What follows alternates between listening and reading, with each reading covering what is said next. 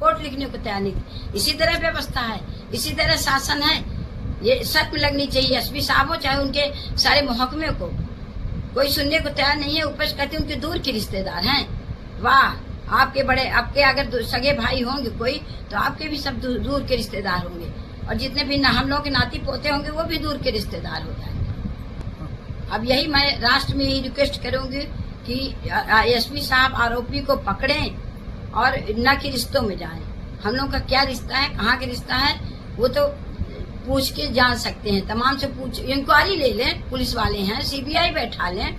बताइए, एक तो मेरे साथ इतनी गंदी वारदात हुई और इतनी लूट पीट के और मरते मरते बची।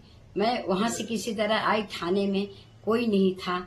किसी तरह सबको इकट्ठा किया गया। उनके राजेंद्र शुक्ला जी के पीए आए, उन्होंने तमाम बुलाया टीआई साहब वगैरह को, पुलिस को।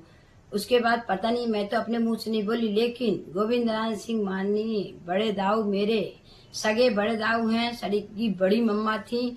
हम लोग एक साथ सब भाई बहन पले बढ़े रहे, और यहाँ से लेके भोपाल तक हमने कभी फर्क नहीं जाना। और हम लोधी कॉलोनी में बड़े दाऊ रहते थे। अभी भी मैं पहुंच जाती थी जब तक वो जिंदा थे।